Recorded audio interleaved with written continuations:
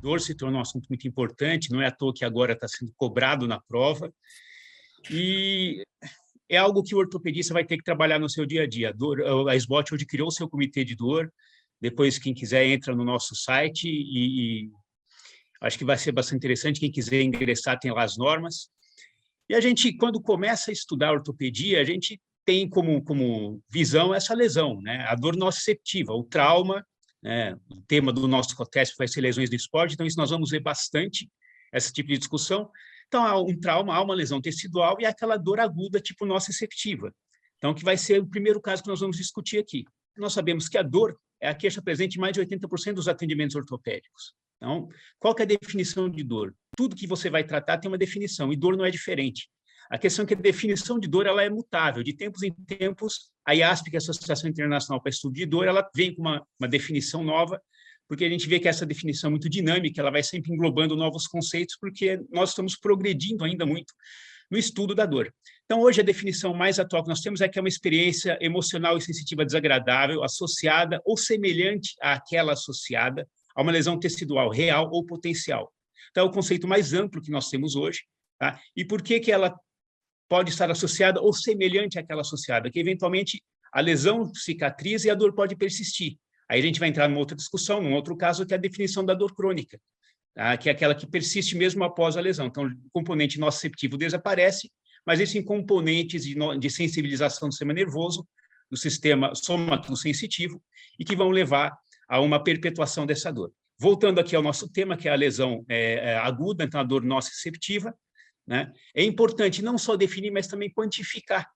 Tá? E a quantificação da dor é feita pela escala visual analógica ou escala visual numérica. Nós temos, todo mundo já deve ter visto essa reguinha em algum momento, onde você tem as faces aqui, né? Feliz, séria e triste, notas de 0 a 10 e leve, moderada e intensa. Dividindo, então, 0, 1 e 2 seria dor leve, de 3 a 7 moderada e de 8 para cima seria uma dor intensa. A gente normalmente pede para o paciente, e a dor é uma coisa muito subjetiva. Então, o que seria a mesma lesão que vai dar nota 10 para um paciente, o outro vai falar que é 6.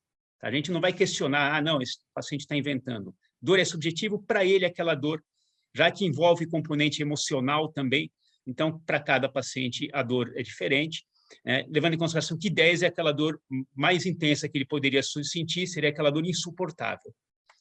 Isso é importante até para a gente fazer o guideline de tratamento.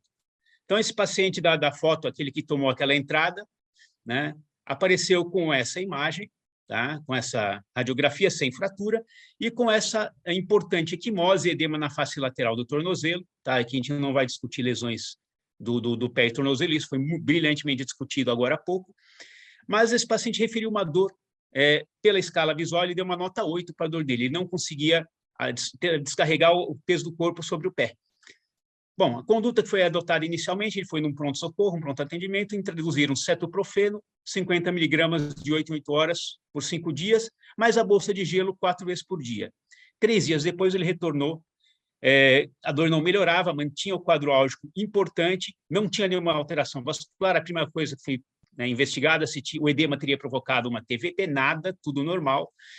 Então, esse paciente tinha uma dor nociceptiva, uma dor aguda, de caráter intenso, tá? 8 na escala visual, então é uma dor que já vai chegando naquele momento que limita a qualidade de vida e limita as atividades do dia a dia. E o que acontece? Né? Nós temos limitações até por ter, muitas vezes, receio. Né? E isso é o que nós estamos tentando trazer para vocês. Como manejar a dor. Nós temos, como ortopedistas, uma tendência a abusar de anti-inflamatórios. Então, nós usamos com muita frequência. E não é incomum o paciente chegar para a gente no consultório com 4, 5 receitas de anti-inflamatórios diferentes, ele vai trocando de marca, porque cada médico que vai no melhorador, ele troca de marca, mas continua sendo o mesmo mecanismo de ação. A gente precisa entender os mecanismos da dor. E isso faz toda a diferença no tratamento. E nós nos preocupamos demais com os efeitos adversos dos opioides e deixamos de pensar nos benefícios que eles trazem. Tá? Nós sabemos que quando você vai olhar no mapa global, a distribuição de consumo per capita anual de opioides, o Brasil ele está comparado a países subdesenvolvidos da África ou países onde existem restrições religiosas exageradas, como, por exemplo, alguns países da Península Arábica. O Brasil consome 10 vezes menos opioides que os Estados Unidos. Tudo bem que lá eles vivem uma epidemia de abuso de opioides. Tá? O que nós recomendamos sempre? Utilizar a escada analgésica que é preconizada pela OMS, tá? Onde você usa aquela escala de dor, né? Ela tem um sentido, então aquela graduação que a gente dá vai guiar o nosso tratamento. Quando você tem uma dor leve, introduz um anti-inflamatório, não digo que não é para usar, tá? Com analgésico simples, né? A preconizada aqui é o paracetamol, mas aqui no Brasil nós utilizamos muito a dipirona, que é um excelente analgésico, tá? No degrau 2 da escada, além dos anti-inflamatórios, os analgésicos comuns, introduzimos já os opioides fracos. O que nós chamamos de opioides fracos? O opioide ele tem uma graduação em comparação sempre com a morfina, que é o que é a referência sempre. Então, os fracos são aqueles que têm uma potência analgésica de 4 a 10 vezes menor, normalmente, do que a morfina, né, entre a codeína e o tramadol. Lembrando que a codeína é uma prodroga, ela é metabolizada no fígado em morfina, tá? E que 10 a 15% da população, principalmente caucasianos, não tem a enzima que converte, né, no fígado a codeína em morfina, então alguns pacientes não vão ter o benefício.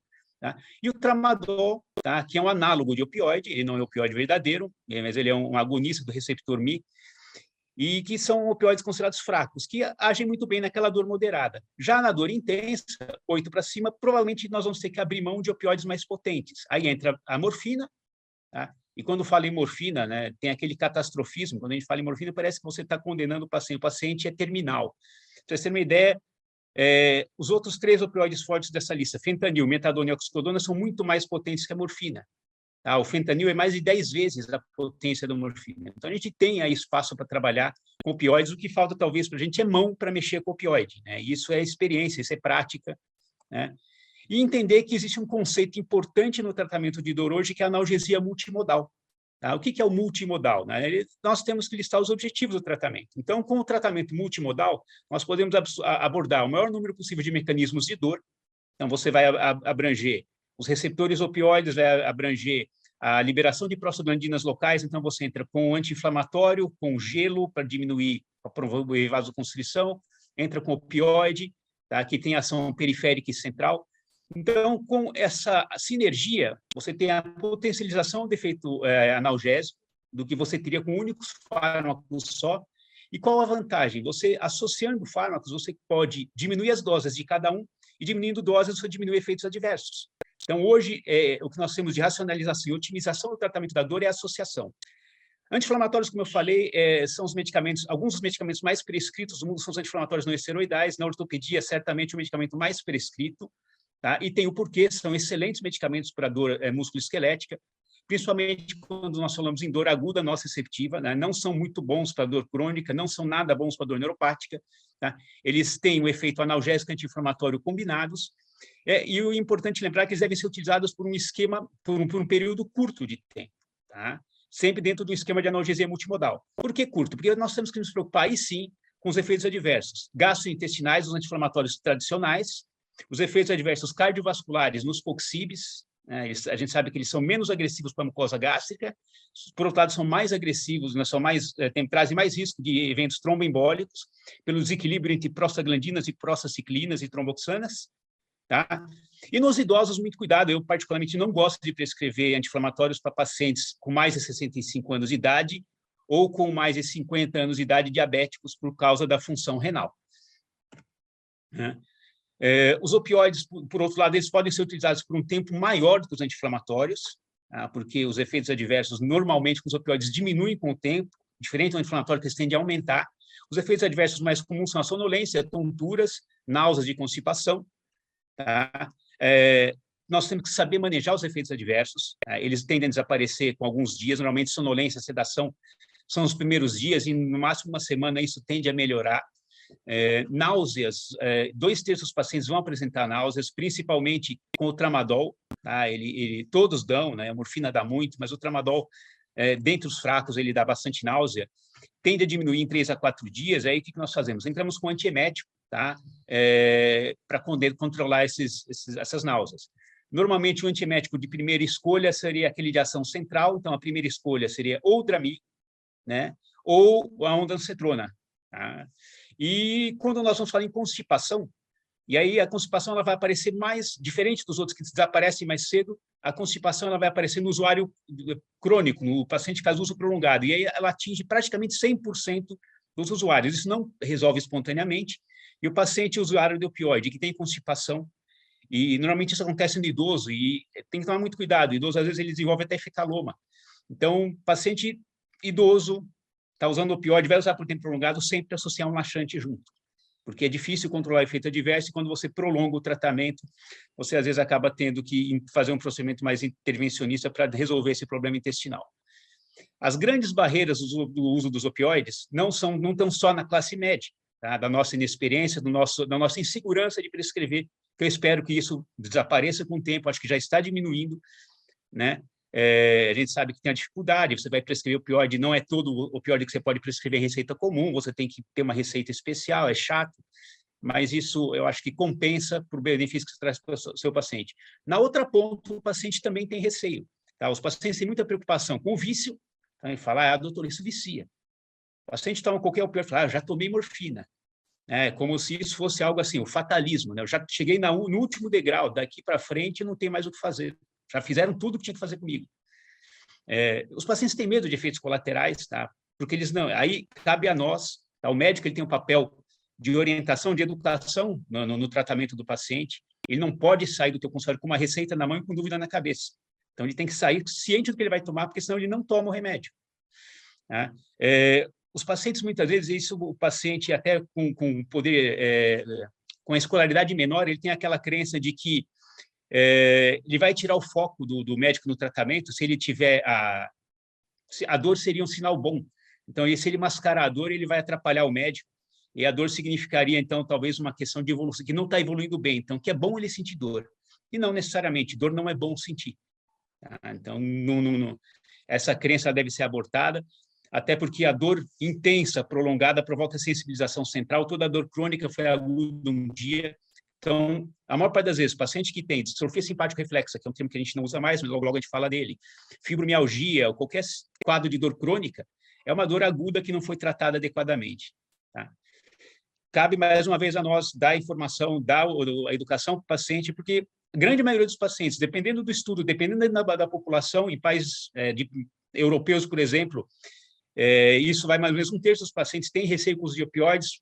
A população latina chega a 85% de receio, né? Quando você prescreve um opioide, o paciente já te olha com desconfiança e ele vai ler a bula, então é importante que você explique para o teu doente o que ele está usando.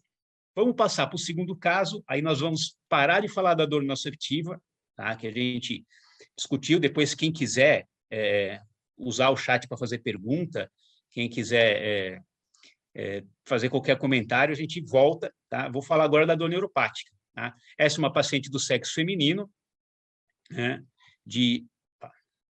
travou aqui, 49 anos de idade. E ela nos procurou com um quadro de dor no segundo, terceiro e quarto dedos na mão direita fazia 3 meses. Essa dor era em queimação, ela sentia choques e ela acordava à noite com dormência e formigamento na mão. Já tinha 7 meses que ela estava apresentando sintomas de climatério, então uma irregularidade menstrual, fogachos, não tinha outras patologias como diabetes e hipotireoidismo, que nós sempre investigamos na síndrome do túnel do carpo, que é o quadro dessa paciente. No exame físico dela, tá, eu sempre peço, normalmente essa paciente ela cedeu, ela deixou pintar a mão dela, o local, eu peço para o paciente, eu dou um diagrama, né, um desenho, e o paciente pinta o local de dor, para a gente fazer o acompanhamento depois. E ela, então, delimitou exatamente a região de inervação do nervo mediano na mão.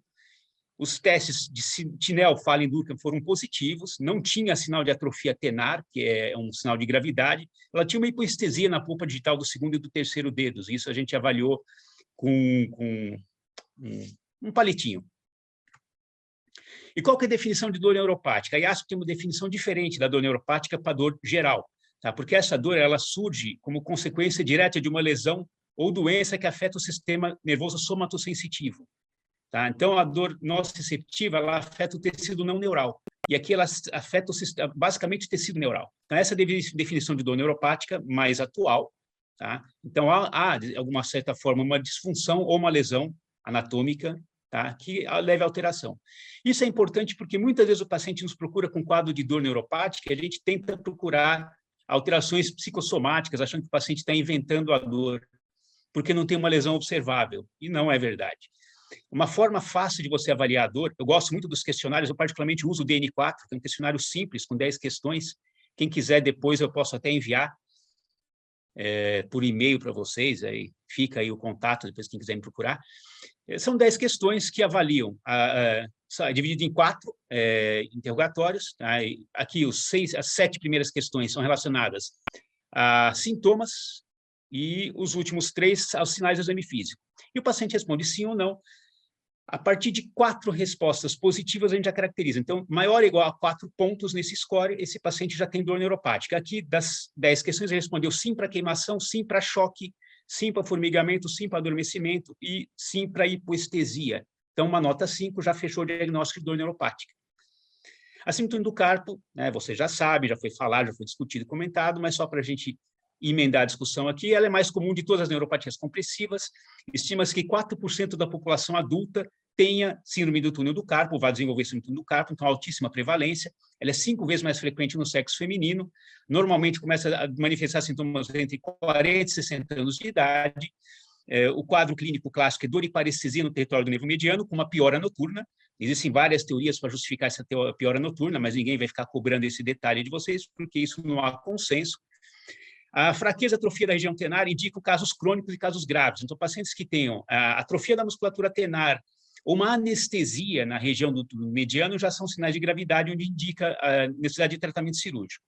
Mas a grande maioria dos casos, 80%, melhora com tratamento clínico conservador. E desses 80%, mais ou menos um quarto dos pacientes mantém melhora após um ano do tratamento. Tá? Então, isso é um sinal para que não nos afobemos, a não ser nos casos de gravidade, e iniciar com tratamento clínico, não operar o paciente de cara. Até porque muitas vezes a gente tem surpresa desagradável no pós-operatório.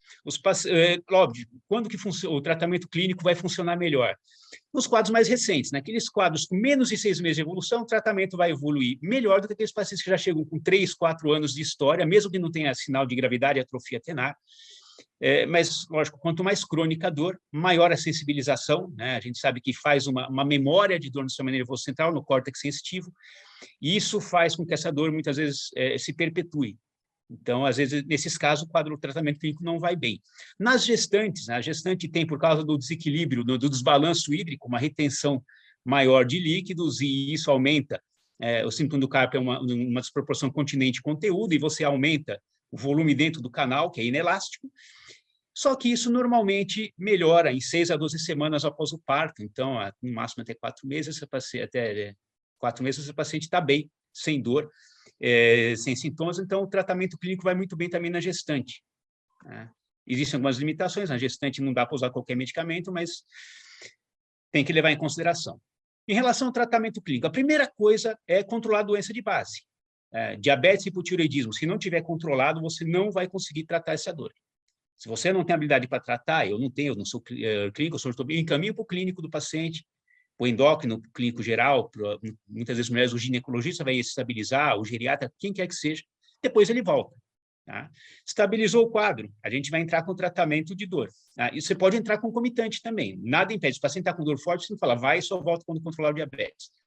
Mas tem que tomar cuidado que alguns medicamentos podem afetar, por exemplo, a parte renal. Então, muito cuidado com o anti-inflamatório nesses casos. Mas o anti-inflamatório no paciente que não tem contraindicação ajuda, né, por um período curto, a diminuir a intensidade de dor, associando com analgésicos comuns. Em alguns casos, se a dor intensa, é lembrar da escada analgésica, entrar com opioides, se for o caso, dependendo da intensidade de dor. Infiltração com corticoide é muito válido, principalmente na gestante. Tá? E aí eu sempre oriento, cuidado para infiltrar com corticoide. A infiltração intraneural pode provocar uma fibrose e uma lesão irreparável, depois intratável. Então, se for fazer infiltração, o pessoal mais antigo, eu também fiz muita infiltração sem ultrassom, a gente tem até uma certa manha, mas hoje o ideal, né, se você for responder na prova, como se faz? De preferência guiado por ultrassom. Tá? Sempre fugindo do nervo, você infiltra ao redor do nervo, se possível infiltrar também fora do túnel, para não distender, se o túnel está muito distendido, você vê que o retináculo está abaulado, não adianta jogar mais volume lá dentro, você vai aumentar a compressão. A órtese noturna traz resultados excepcionais existem alguns estudos que mostram que dentre as medidas de tratamento clínico, isoladamente a órtese noturna é aquela que traz melhores resultados. E a fisioterapia, terapia ocupacional. Então, você vai fazer um tratamento multimodal e multidisciplinar para tratar clinicamente esse paciente. Os resultados, como eu falei, 80% são satisfatórios. E aqui nós vamos lembrar, é um quadro de dor neuropática, né? O DN4 foi de 5, então nós vamos voltar a terapêutica para a dor neuropática. Tá? Não adianta só usar anti-inflamatório, eu falei, você vai usar por um período, você pode ter um processo inflamatório, tem um processo inflamatório associado, na verdade a síndrome do carpo é uma dor mista, então nós podemos usar o anti-inflamatório por um período, mas não necessariamente você vai usar só ele. Tá? E aqui a gente gosta de associar os bloqueadores de canal de cálcio, né? Aí entra a pregabalina como primeira linha, pode usar gabapentina também. Tá? Nos guidelines da IASP, das federações de neurologia, né, que estudam isso e que publicam seus protocolos, a pregabalina aparece como primeira linha em todos eles.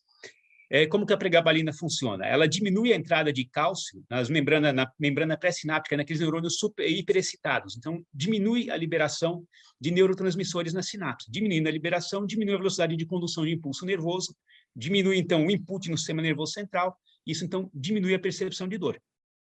Porque nem sempre a dor ela é proporcional ao estímulo que está causando.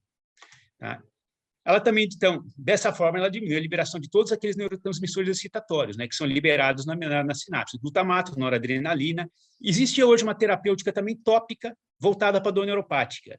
No Brasil, não existe uma cultura muito grande da terapia tópica, dos emplaços, que existem os emplaços populares, que já viraram folclóricos, e isso acabou um pouco que, entre aspas, queimando a terapia tópica. Mas a lidocaína tópica, ela age muito bem, né, principalmente os emplaços de liberação prolongada para tratamento de dor neuropática localizada.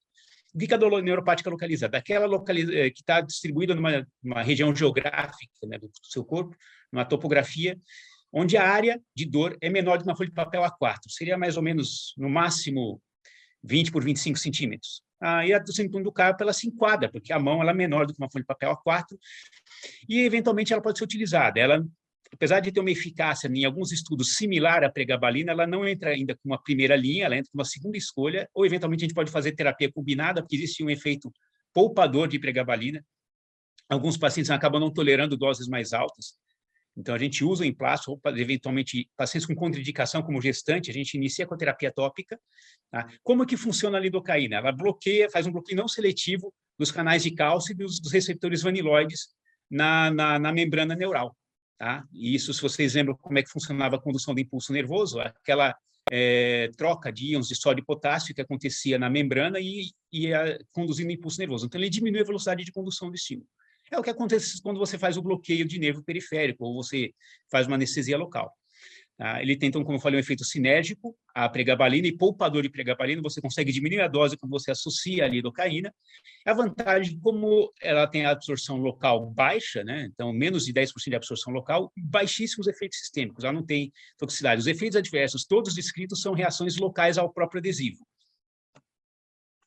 E o tratamento cirúrgico não é indicado quando? Na falha do tratamento conservador, quando você tem sinais de gravidade como atrofia da musculatura tenar, uma perda sensitiva, principalmente quando nós falamos de sensibilidade protetora. Como é que nós avaliamos isso? Ou pelos monofilamentos, ou, como a literatura considera hoje, perda da discriminação de 2 pontos. Esse aqui é uma ferramenta que a gente usa no exame na propedêutica da mão, que é o discriminador de 2 pontos. Notem que é uma rodinha com 2 pontos com distâncias diferentes.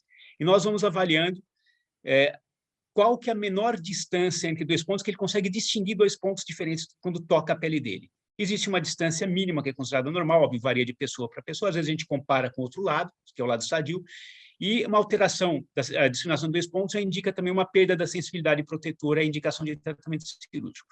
Até essa indicação, o tratamento é preferencialmente clínico. Tá? Não se afobem para indicar cirurgia. Vocês podem se arrepender, até porque muitos pacientes com indicação inadequada ou pacientes que têm uma sensibilização central podem evoluir com a síndrome de dor complexa regional, que é o terror do ortopedista, o terror não só do cirurgião de mão, mas tudo que opera. A síndrome de dor complexa regional aparece em qualquer região do corpo, não só na mão. Tá? Óbvio, como a minha área é mão, eu vou falar aqui de uma mulher de 65 anos de idade que teve uma queda ao solo, né, um osso relativamente porótico, uma fratura da extremidade distal do rádio. Uma fratura instável, foi submetida à redução aberta e fixação interna com uma placa volar de bloqueio, acho que é o que todo mundo indicaria aqui, a fixação ficou boa, né? Porém, com 2 semanas de pós-operatório, essa paciente se apresentava com uma dor intensa, e ela deu na escala visual analógica, o EVA dela era 9, então era quase a pior dor possível, e ela tinha, então, no exame físico, edema, vermelhidão, a referia dor em queimação, formigamento, latejante, referia pontadas, dor ao toque, essa dor ao toque nós chamamos de alodínia, e sensação de mão fria, apesar de inchada e vermelha, ela falava que sentia a mão fria. Lembrar que a dor pós-operatória hoje constitui a principal causa de hospitalização pós-cirurgia ambulatorial. A grande preocupação nossa, de todos que operam, é sempre com a infecção. Infecção é uma preocupação justa, a gente tem que se preocupar com a infecção, mas o bicho-papão, o grande problema no pós-operatório que causa mais reinternação não é a infecção e sim a dor. A dor insuportável, o paciente volta e muitas vezes tem que ser reinternado para controle de dor internado.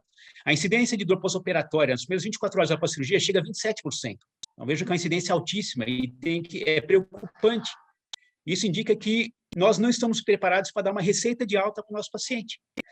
A 39%, esse foi um estudo que nós publicamos recentemente, foi o nosso grupo lá da Santa Casa, 39% dos pacientes operados com a placa volar para radiodistal apresentaram dor neuropática nas 10 semanas após o procedimento. Tinham sinais de dor neuropática, então já havia sensibilização periférica e central, indicando que alguma coisa não estava evoluindo bem nesses pacientes, quase 40%. Lembrar que o trauma cirúrgico causa dano em terminações nervosas. Quando você passa o bisturi na pele, você está lesando inevitavelmente algum tipo de terminação nervosa em algum grau. Quando você afasta um nervo, você está causando algum tipo de lesão nervosa, por menor que seja. Tanto isso é fato que quando você vai fazer o primeiro curativo no pós-operatório, o paciente tem alodina e hiperalgesia na região do curativo. Quando você vai passar gás para limpar ali com a clorexidina ao redor da ferida, o paciente tem hiperalgesia, tem alodínia. Isso acontece por quê? Porque existe um processo de sensibilização central. Tá? Existe, então, aqui o trauma cirúrgico, tá? A ativação de fibras sensitivas periféricas, então isso que a gente chamamos de hiperalgesia primária, que é o que eu falei que acontece na troca do curativo, mas isso vai pelas vias aferentes até o corno posterior da medula e depois até o córtex sensitivo, do sistema nervoso central, e ali há o processo de sensibilização central. A partir do momento que acontece a sensibilização central, é quando vira a chavinha e a dor aguda virou dor crônica. É quando acontece a troca e ali se torna mais difícil tratar. O que nós temos que fazer? Impedir que chegue nesse ponto. Tá? Eu falei termos para vocês, eu não expliquei o que são os sinais de sensibilização central. Eu falei, então, hiperalgesia e alodínia. Eu usei os termos e agora eu vou explicar para vocês. Alodínia é a reação uma reação dolorosa a um estímulo naturalmente não doloroso. É o que nós fazemos aqui. Você usa um pedaço de algodão, um pedaço de gaze, e o paciente, só de você tocar, de você relar na pele, ele refere que dói. Tá? E a hiperalgesia é uma reação exagerada a um estímulo naturalmente doloroso. Aqui eu estou usando aqui uma agulha e o paciente tem uma reação exagerada. Tá? Aquilo que você dá um leve beliscãozinho, o paciente pula da cadeira. Ou quando você vai soltar o adesivo, o micropore da pele, o paciente chora de dor. Dói. É desproporcional? Alguma coisa de errado está acontecendo nesse paciente. Ele não é louco, ele tem processo de sensibilização. Para entender por que isso acontece, tá? Nós desenhamos esses gráficos aqui, tá? Mostrando, então, o limiar de dor, quando você tem uma dor que nós chamamos, entre aspas, normal, tá? Uma dor fisiológica, tá? E quando você tem o aumento da percepção de dor, onde o limiar, nesse gráfico, ele é deslocado para a esquerda, ou seja, o estímulo ele é inócuo e ele causa reação dolorosa. Então, aqui, até ele ser um estímulo totalmente indolor, você tem a alodínia. A partir do momento que ele tem a percepção de dor, existe um aumento, então você tem hiperalgesia. É uma dor, é um estímulo doloroso, mas a percepção no sistema nervoso central, ele entende essa dor como diferente, como maior do que ela realmente é. Bom, a gente chamava antigamente de distrofia simpático-reflexa, né? Quando essa dor, essa estimulação persistia muito tempo. Só que foi observado que a participação do sistema nervoso simpático não era comum em todos os casos. E o que era a característica comum? Era a dor. Então, a American Pain Society, em 1993, depois referendada pela IASP, ela mudou essa denominação para síndromes dolorosas regionais complexas. Tá? Então, é um quadro de dor localizado, diferente, por exemplo, de dores como fibromialgia, que é disseminada, é uma dor que está localizada num segmento corpóreo único, tá? É relacionado à hiperexcitabilidade do sistema nervoso periférico e uma posterior sensibilização do sistema nervoso central. Ela é 3 vezes mais frequente no sexo feminino e tem como fatores de risco tabagismo, doença coronariana, AVC, histórico de AVC e uso crônico de barbitúricos. O tabagismo, a doença coronariana e o AVC parece estar relacionados a alterações isquêmicas do nervo, mas também não se sabe exatamente a relação, muito menos com o uso de alguns pacientes com histórico de epilepsia que usam barbitúricos, fenobarbital principalmente, e que tem uma incidência aumentada. A gente vê muito isso, por exemplo, no ombro. A capsulite adesiva também está associada com fatores, e a capsulite adesiva não deixa de ser uma síndrome dolorosa regional complexa. Hoje, dentro desse espectro todo, existem dois subtipos de síndrome dolorosa complexa regional. O tipo 1, que é o mais frequente, é a dor difusa, que não está associada a uma lesão nervosa, então ela não tem uma lesão primária que justifique essa dor. E o tipo 2, que antigamente nós chamávamos de causalgia. Por que causalgia? Porque existia uma lesão nervosa que causava efetivamente esse déficit. Então, ela está associada a uma lesão nervosa parcial ou total do nervo, então ela pode desenvolver após uma síndrome de túnel do carpo, por isso que eu falo, cuidado para não se arrepender de uma cirurgia. E a dor está sempre distribuída no território desse dermátomo. Então, ela respeita o território de inervação desse nervo que foi comprometido. Então, mais ou menos 80% tipo 1, 20% tipo 2. O tratamento basicamente envolve o controle da dor, aí baseado na intensidade, opioides fracos ou fortes, e aí vai uma dica, e aí vai a experiência nossa. No caso de dor crônica, é diferente da dor aguda. Na dor aguda, a gente começa do opioide potente e vai descendo, porque vai diminuindo a intensidade da dor. A gente leva em consideração a nota e vai lá em cima. No caso de dor crônica, como o paciente já é sensibilizado, a gente normalmente utiliza, a maior parte dos especialistas, inicia com opioide fraco, vai titulando e vai subindo conforme a necessidade. Tá? Porque, comumente, esse paciente vai ter que fazer o tratamento prolongado, então a gente vai ter que subir e descer a intensidade de opioides, e para não causar tolerância, que é muito diferente de adição, dependência, o que é tolerância? É o paciente perder efeito terapêutico, você tem que subir doses. Então, às vezes, você tem que subir. O opioide tem a vantagem que você consegue subir doses. Muitas vezes, alguns opioides a gente diz que não tem dose teta, as doses teta são muito altas. Você consegue subir indefinidamente as doses. Só que, para não ter que subir tanto dose e aumentar efeito adverso, a gente institui o que a gente chama de rotação de opioides. Você faz um rodízio. Usa um tempo um opioide, você muda, depois você volta. Tá? Isso diminui efeito adverso, diminui dependência e diminui tolerância. Levar em consideração que alguns quase dor neuropática, alguns estudos dizem que o tramadol ele passa a ser a primeira escolha de opioides, por isso que a gente muitas vezes começa com opioide fraco. O tramadol ele tem um efeito dual, ele não tem só ação no receptor opioide, o receptor Mi, mas ele também age na inibição da recaptação de serotonina, ele tem um efeito similar a alguns antidepressivos. Nós sabemos que a serotonina é importante na condução, nas vias de condução dolorosa, então o tramadol ele passa a ter um efeito interessante nos pacientes de sensibilização central. Os corticoides podem ser indicados, aí o corticoide vai melhor com o anti-inflamatório não esteroidal, basicamente nas fases iniciais, ajuda a reduzir a intensidade da dor, mas sozinho ele é pouco eficaz, aí tem que associar com outro analgésico, mas principalmente na redução de edema, e não deve utilizar por tempo prolongado por causa de efeitos adversos. Os antidepressivos tricíclicos são hoje a primeira linha no tratamento da síndrome de dor complexa regional, e aí nós podemos utilizar principalmente amitriptilina e nortriptilina, iniciando com a dosagem de 25 miligramas noturnas, e aí aumentando sempre à noite, porque vai melhorar a qualidade de sono para esse paciente.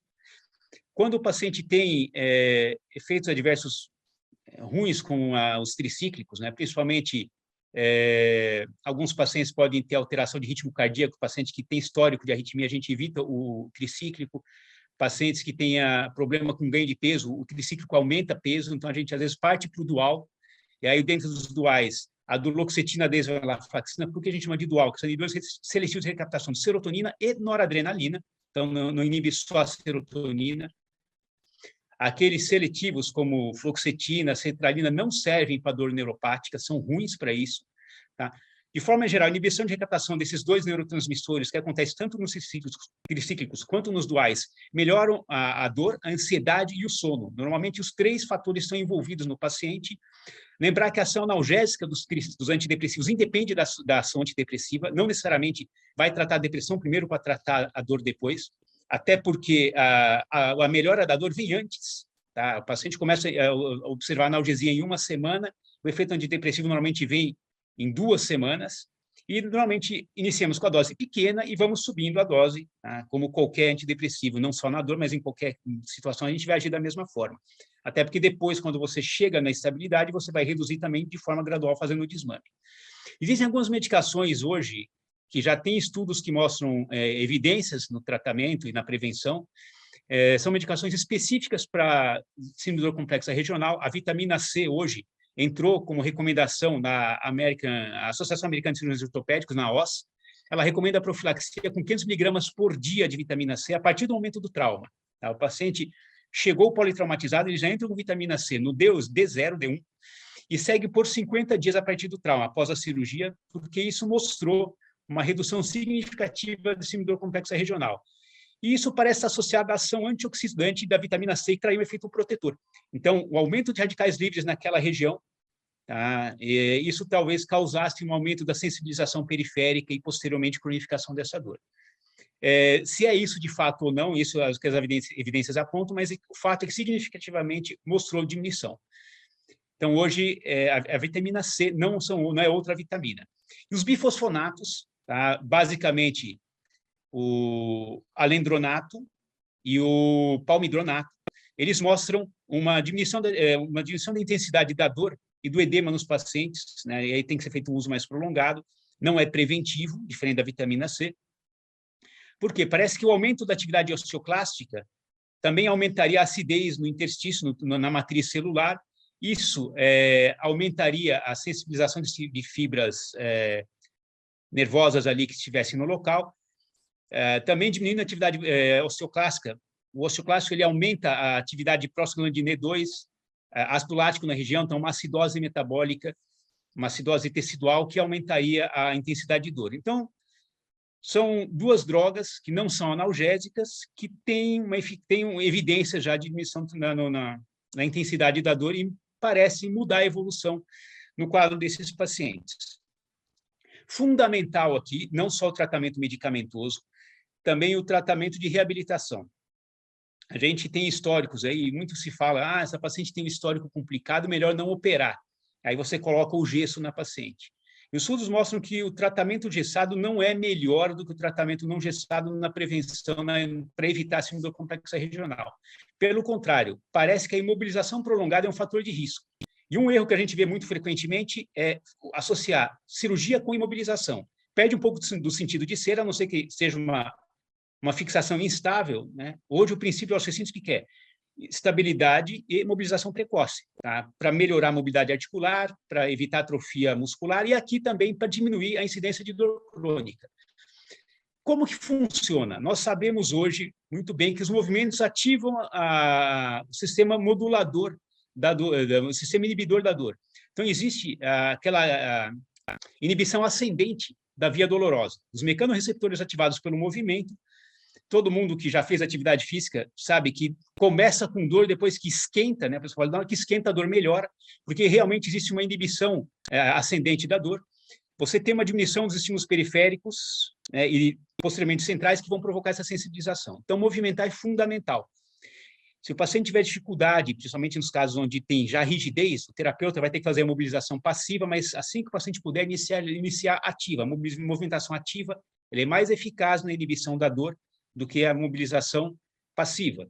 Existe outra coisa, que é a ativação do sistema supressor descendente da dor. Aqui no corno posterior da medula, há a liberação de endorfina, serotonina e noradrenalina.